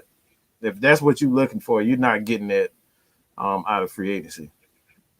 I mean, look at Tom Brady. Tom Brady is not even the damn 5-year starter. Like Tom Brady is as much as you guys like to praise him for winning another Super Bowl, but it's like he's not the reason why they won that Super Bowl. Let's be real. They won that Super Bowl because that defense was damn near unstoppable for the last 3 years or so. That Tampa Bay defense has been the crap for the last 3 years. They have been very good on the defensive side of the ball, and they get no credit for it. Tom Brady got all the credit for it. Shaq Barrett and Ndamukong Suh, those guys were absolute beasts during that playoff run. But who got all the credit for it? So I don't focus on free agency, man. Yeah, free. Like I said, if you're a good team, free agency is just really just used to build depth on your team. Now, if you're depending on free agency to really be the vocal point of your team as far as getting stars or something, that means your GM ain't doing nothing right in the draft. Boy, you got it. Mm-hmm. Absolutely. But Drew, you said you had a question for us, right? Yeah, I want to run it past y'all because I had a conversation with my younger brother earlier. He was talking about the Buccaneers are going to repeat as Super Bowl champs, and I basically was telling him because he was looking at the Shaq Barrett signing. They re-signed Shaq Barrett. He got the bag. They kept Levante David. So pretty much they're one of the first Super Bowl contenders or Super Bowl winners to be able to pretty much keep their full roster together. Normally once a team wins a Super Bowl, a lot of their players get paid huge money in free agency by other teams, and those players leave because they want to get their bag. Well, this year they were able to pretty much franchise tag the one wide receiver that got Godwin. Chris Godwin got franchise tag. They paid Levante David got a 2-year deal. Then I think today they gave Shaq Barrett that huge contract where he got a 4-year contract, a 4-year deal. So my brother was saying like they're going back to the Super Bowl, they're gonna repeat. And I was telling him like it don't work that way. We've seen in football numerous times where you can go from worst to first. You be the worst team in your division. Next year you win the division. Next year you win the Super Bowl. Prime example is the Buccaneers. They were just 7-9 last year. The year prior. Then they won the Super Bowl this year, and they've pretty much been at the bottom of the NFC South the last decade. Really, they've been in in the bottom of the barrel. But they built their team the right way. And I was just telling him that football is a game of attrition. Like the team that can stay the healthiest usually is the team that comes out on the other end. If you got a good offensive line, defensive line, like we've been talking about, that's pretty much, the team that makes it to the end. We've seen Kansas City at the end of the year, they had both of their offensive linemen. Their right and left tackle went down. That's why a Matt Gono is valuable. Because think about it. That was the Falcons. Say we lost Caleb McGarry or we lost Jake Matthews in the NFC Championship game or something like that. You have a guy like Matt Gono, you could just plug right in and he fits. You see what I'm saying? Like he's a guy that we've seen get starter minutes and dominate. And that's what I was trying to tell my brothers. Like, I just want to know what you guys feel about them possibly repeating because they were able to keep pretty much all of their pieces together. Personally, I don't think they're repeating. Like if somebody told me that you had to put money on Vegas right now, put your money down, put your mortgage down for your house, will the Bucks go back to the Super Bowl and win it all? I don't think they're going back because chips just have to fall perfect. And we know how hard it is to get back. We got there in 2016 and everybody just knew the Falcons are a young team. They still got all their weapons. They're going to just only get better. And what happened the last couple of years? We went the opposite way. And that's what I was trying to tell my younger brothers. Like, football is one of those games where you never know. Because of injuries, one hit can put your quarterback or any star player out the rest of the season, or maybe even your career. So what you guys feel about that as far as the Buccaneers and them keeping their unit together? Do y'all think they're going back, or I want y'all take on it? I feel like they're not going back. I don't even think they're going back to the Super Bowl, let alone winning. I think the NFC is too tough and too stacked.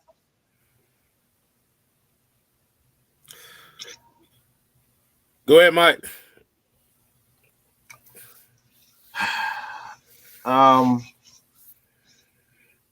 think this is extremely disrespectful to the rest of the league to say that just because this year they won the championship, you're just going to automatically give. And that's the reason why Kansas City is sitting where they are right now, having to get rid of both starting tackles, and they're essentially having to restructure a lot of their deals because, like you said, for year to year, things change. And that's why I had a wait and see philosophy where it's like, look, it's not sexy. Nobody likes to wait and see, but you got to wait and see because we're not looking. We don't know if Shaq Barrett is going to get hurt. We don't know if Shaq Barrett is going to have the same input. We don't know if Ndamukong Suh might pitch a fit and say, guess what? You guys better pay me because I'm a little bit more valuable than Shaq Barrett. I'm up here eating all these double teams and all that stuff for him, and he getting all the glory sacks. Like, he might want to say, look, I need my money. And he ended up leaving. Tom Brady, Gronkowski, Rojo, those guys might look at him like, look, bro, I'm not feeling this. Y'all ain't treating me right. You know what I'm saying? And decide he want to, act crazy during the regular season. So, like, we don't know any of this. And injuries, we know how injuries are. We got hit, like, bad. I think we probably got hit worse than any team. We had, like, 4 or 5 players on one side of the ball get injured in one team. So it's incredibly disrespectful to say just because this team won it this year that they're going to get it. Like, so it's incredibly. So no, I don't. Hell no. The Bucks, like, what made them so special anyway? Let's be real. What made them so special? Because it wasn't Brady, all right? It wasn't Tom Brady. Because they barely beat our ass, okay? And we were 4-12. They barely beat our ass during the regular season on the same game. And the only reason why they beat us is because we couldn't play damn 2 halves. Let's be real. That's the reason why they beat us. We can't play 2 halves of a damn game. And y'all talking about he gonna win a Super Bowl? Y'all he gonna go back? You can barely beat us.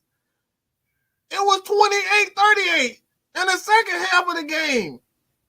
We couldn't stop nobody, and y'all barely beat us. So we talking about they barely beat a 4-12 team. They gonna go back to the Super Bowl because of who? Who? Come on, bro. Stop. Hell no. Hell no. No. They can barely beat a 4-12 team, and y'all talking about a Super Bowl. Man, come on, man. The only reason why they beat the damn Chiefs because they didn't have a damn offensive tackle. They literally had third stringer tackles in that game, and that's the real reason why they won that game. Let's be real. They barely beat the Chiefs with a third string. Okay, that's it. Because if they would have had any protection for Patrick Mahomes, that game would have been so much different. So much different. All I say is it's a big difference between winning the Super Bowl and defending the Super Bowl with a bullseye on your chest. It's a big difference. Oh, that's a great point. Like I said, Tom Brady has went down that road before as far as having the bullseye on his chest. But how's the rest of the team going to be? That's a great. You have to remember, Tampa Bay ain't won that. Tampa Bay ain't been in play. Like you said, Tampa Bay ain't been in the playoffs in 10 plus years. They ain't won a playoff game in almost 10 years. Why? So, like I said, that was just a perfect case of they got hot at the right time. The defense got hot at the right time. Vita Vea came back and changed the whole dynamic of that defense. Exactly. Because I don't know if y'all noticed in that Super Bowl, Tampa Bay only played 2 defensive linemen, and that was Vita Vea and Ndamukong Suh. I'm just saying. 2. So Suh space eater now. Suh might, like I said, Suh might like, look, bro, I need my money. I'm up here getting double and triple team, and y'all ain't giving me my money. Y'all giving all these linebackers the prop, money, but I ain't getting my money. Like, what? Hold up. I'm only making $7 million. No, I need 7 more. So that's what it's about. Like, them defensive linemen, they be serious. They serious. They will literally leave a team and go to another, and they'll command a trade. We see what happened to Jones. He was with the Patriots, and he ended up like, look, I need my money. Went to Arizona and became an absolute monster there. So these players, look, they know their value. They know their value. Yeah, just like you said in that Super Bowl, Drew. And Ivan Wim said it here. Like I said, Andy Reid didn't make it no better for him. Like you said, if you out your starting tackles, why the hell is you trying to throw the ball 30 times in the first half? Man. Whew. That's a whole nother story right there, boy. Yeah, you got, like I said, you got Patrick Mahomes out here making NFL street throws. That man up there, Superman, that man sideways. I ain't never seen the quarterback throw a ball sideways. That man was sideways. It was 40. It was 30 yards. It was like 30 yards accurately. On a dime. Whew. I was surprised he ain't crack his damn sternum throwing that ball like that. I tried to throw the ball sideways one time, boy. I couldn't get up for a couple minutes. I'm like, oh hell no. Oh no. I was like this. I was like, nah, I can't do that. Oh, my shoulder. Oh, my shoulder. Shit. But like I said, we're gonna kind of wind it down here. Unfortunately, this is right around the end of the show. Like I said, we appreciate everybody tuning in and watching. Like I said, if y'all just joined us, like I said, just catch the playback. You get everything you need to get. Like I said, make sure y'all leave comments. Make sure you thumbs up this video on all the channels. Mad Mike Sports, Just Kstylz, Atlanta Falcon Nation. Helped you get to 1,000. He almost there. AFN trying to get to 1,000. We almost there. I'm trying to get to 1,000. Yeah, 870 on there. I'm trying to get. I'm on a road to 1,000. I just need about 793 of y'all to get to 1,000. Hey, but we getting there. We getting there one at a time. That's all that matters. But fellas, y'all got anything y'all want to go ahead and plug up? Because I got one little tidbit that I'm going to save, but I'm going to let y'all go ahead and go first. I just want to, first I want to thank everybody for tuning in as always. We appreciate y'all. Look, we do our best to give y'all the stats, the facts, and the truth, as Mike always say, and we just try to entertain y'all as much as possible. But we were talking about free agent surprises, and Kstylz talked about it a little bit, but I've skipped over it because I always talk about I don't want no retreads. Aaron Jones, he was one of the biggest surprises, and this will be like my last parting shot or whatever. The last thing I want to say, I was surprised to seeing Aaron Jones get paid because he's a guy that has been, I think, with the Packers for at least 4 or 5 seasons. So I was shocked to see him get. I think he got $48 million, 4 years and $48 million. I was surprised to see that. because they drafted a running back, A.J. Dillon, last year out of Boston College, and I really like him. That's behind Aaron Jones, but I think they signed him because the kid Williams that was behind him is not coming back. I seen something stating that he's hitting free agency, so I guess that's the reason they decided to keep Aaron Jones. Personally, I wouldn't have re-signed Aaron Jones because seen this too many times. I'm happy he got his money, and I'm always on the side of a player getting their money because he earned every penny that he got. Dude's been a Pro Bowler, I believe, 2 times already, and he's definitely a great running back. I just think that, as we know, that wear and tear on running backs, man, that wear and tear is no joke. So if you can bring in, a running back in the draft, I always go for running backs in the draft and younger running back. Always bring in. You should draft a running back every year. That's my motto. Draft a running back every year, even if it's in a later round. Just bring in, keep rotating those running backs, running back by committee. I don't believe in paying big money unless you just got an absolute star like a Derrick Henry or something like that, which are 1 in a million. I feel like you should. If it's just a guy like Aaron Jones, to me, is replaceable. No disrespect to Aaron Jones. I think he's a solid player, but we've seen it in Devontae Freeman. He looked like he was going to be the next coming of Marshall Faulk too, and then what happened? He got hurt.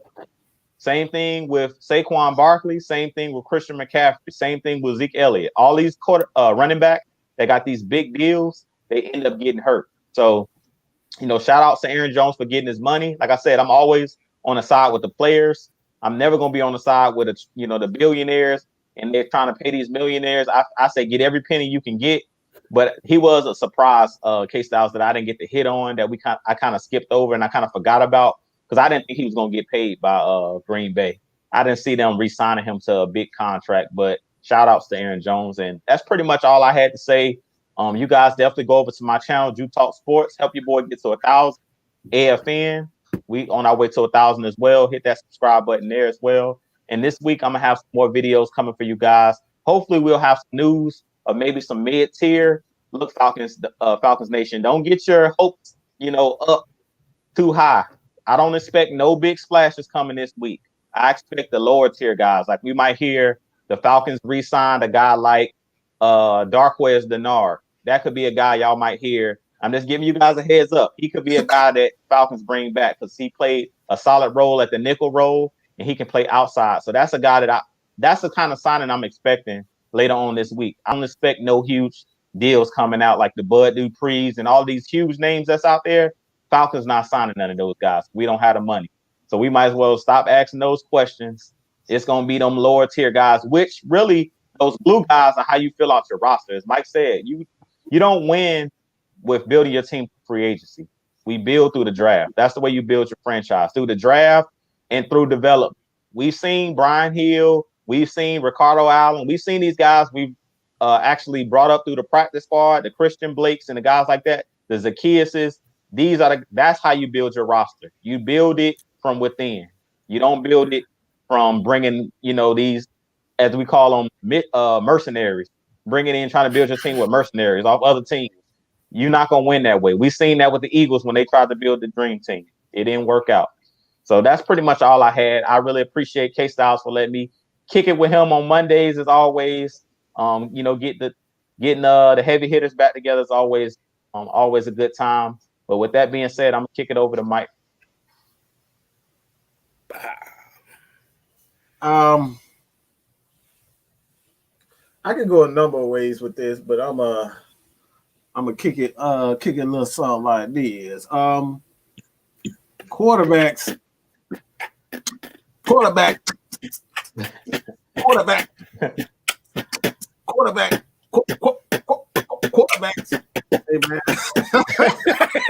Hey man. Look, I'm gonna just say this.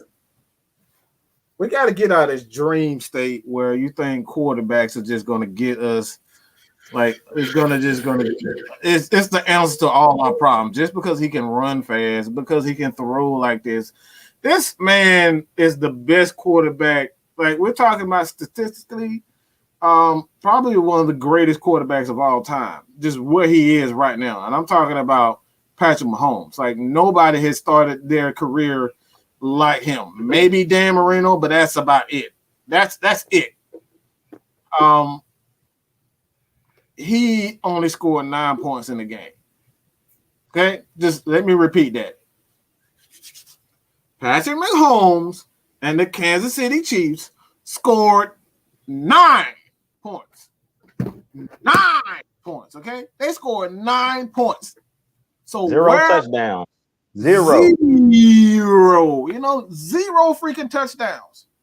So what makes you think that drafting a Trevor Lawrence, drafting a Trey Lance, or Justin Fields, how is that going to fix our issues? We're talking about winning games. So you guys, I hear you guys say this over and over again. I have no confidence in Matt Ryan. Like, what the hell did that got to do with football? I ain't got no damn confidence in LeBron James hitting the 3, but guess what? He still get the damn job done. He still get a triple-double. You know what I'm saying? He still get that triple-double, period. You know what I'm saying? He still get the job done. So, like, at this point, we got to stop with the nonsense that's thinking one player is going to change everything. One player is not going to fix. That's why you never hear us talking about if we only get this guy in free agency. If we draft this guy, you never hear us.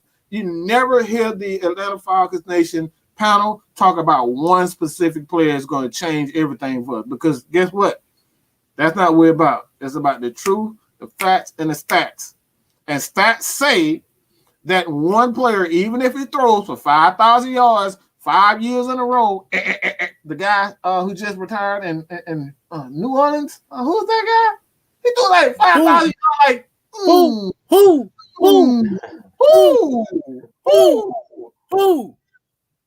Jerome Brees, 5 years in a row, 5,000 yards passing.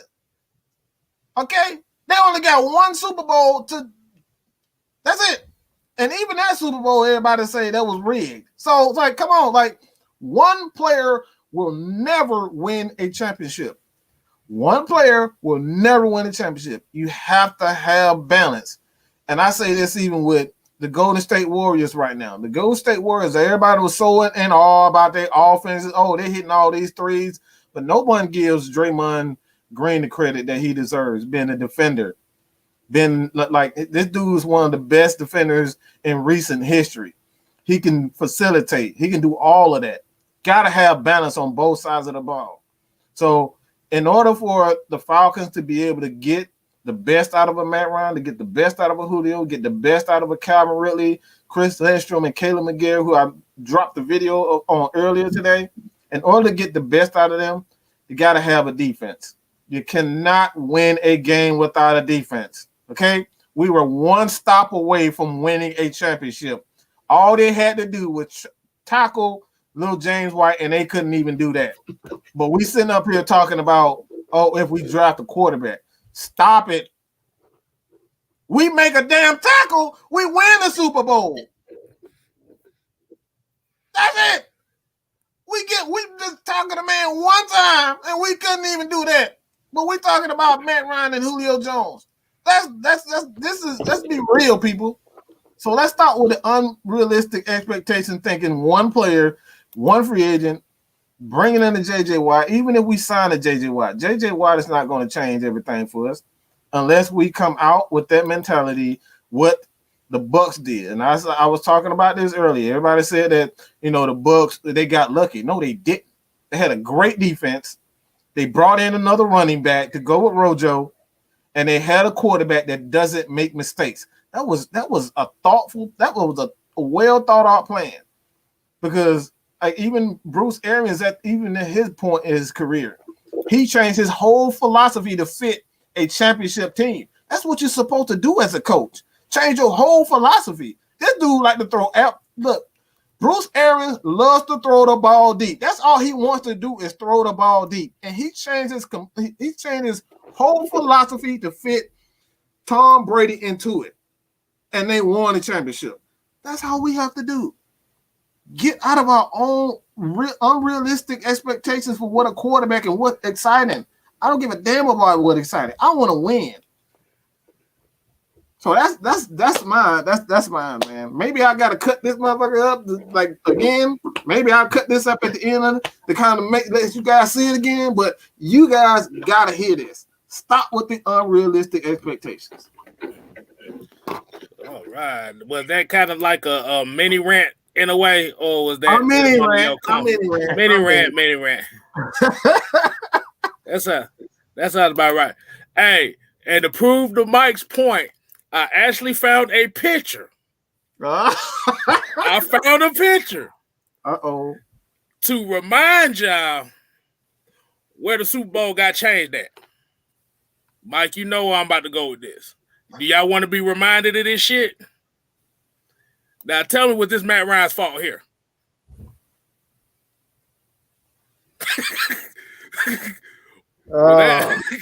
Was that the quarterback's fault right there?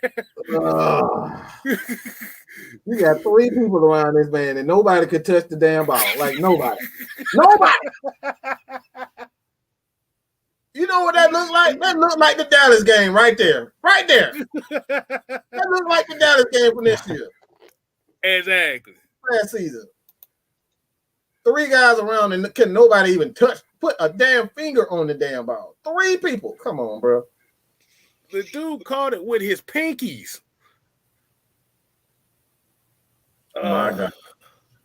My God. Oh my goodness. Oh man, that's gonna give some folks some PTSD right there looking at that. Lord have mercy. But oh man, I hate looking at that picture. Jesus. Yeah. Yeah, I'm finna delete that. I'm finna print that shit out and just burn it in the yard somewhere. Oh my goodness. But what I'm gonna end it off in here is I wonder if Madness said I'm gonna go drink bleach after that shit. Oh man. Whoa. Okay. I'm gonna end it on this.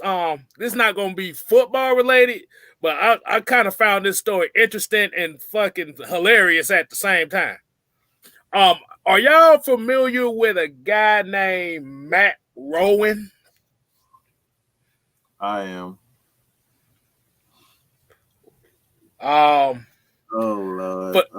For those that don't know who Matt Rowan is, I don't know if y'all watched the news, but he was the commentator that came out and said the N-word about some girls kneeling during the national anthem, a high school game. Did you hear his response to it, which was the funniest shit I ever heard in my life? I forget what it was. Hold on. Go ahead. Guess what he said? He blamed his diabetes for his racism. Oh, yeah. Whoa. What? He blamed his diabetes. He said his sugar was low. He said he says stuff when his sugar is low. Wow. This is the definition of a goofy. He is a goofy. That man said, "Hey, I'm looking at it right now. This dude literally said his sugar was low." Wow. Damn, his sugar ain't enough. Just say you had too much to drink. Damn, your exactly. If you gonna lie, just say you was drunk. That's it. What happened to that excuse now? Don't try to get creative with the lies and shit. That motherfucker trying to put roses and shit on the lies. Yeah, so basically he lost. To put the end to the story, he lost his job. They ain't fucking with him no more. Yeah. I got one more thing too. Make sure y'all want to see some funny stuff. Go check out the Rough and Rowdy Boxing League. This is the funniest. Y'all know that is hot. That's hilarious. That is hilarious. Bro. bruh. Do I need to bring up bruh? This dude, bruh. I'm just gonna say they had a fight between a racist and an LBGT member. They setting up fights like this. A dude hit a backflip in the middle of the fight and landed. Almost got his head knocked the fight out. But just go check that out, boy. If you want to laugh, just go check out the Rough and Rowdy Boxing Associate, whatever the fuck they call it. But that is hilarious. But I'm going to go ahead. We're going to end it on that note. Like I said, we appreciate everybody tuning in.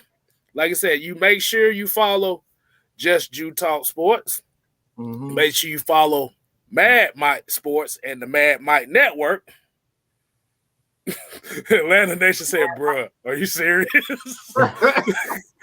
They had a dude called Raccoon Boy that came to the ring out of a dumpster. This motherfucker was wearing cargo shorts to the ring. It's definitely worth the watch. I would definitely say that. Hold on. Do you see what Reggie just said? Do you see what Reggie just said? Somebody need to monitor my viewing habits. Bro, it ain't my fault. It's not my fault. It's just the funny stuff that comes online. It just makes me laugh, bro. I don't care. I need to laugh somewhere. Hey, man. It's so serious.